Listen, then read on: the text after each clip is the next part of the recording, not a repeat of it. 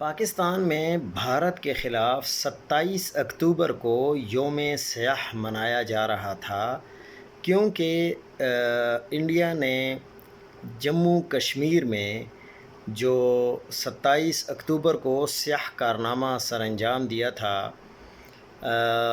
یہ دن بہت ہی اہمیت کا حامل ہے۔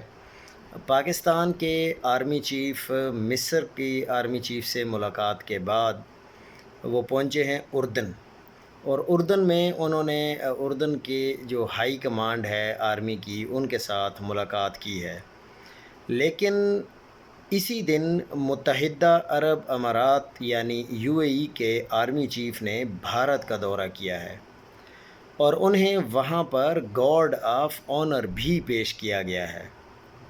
اب یہ آپ کیا سمجھتے ہیں کہ پاکستان کی سفارتی کامیابی ہے یا پاکستان کی سفارتی ناکامی ہے؟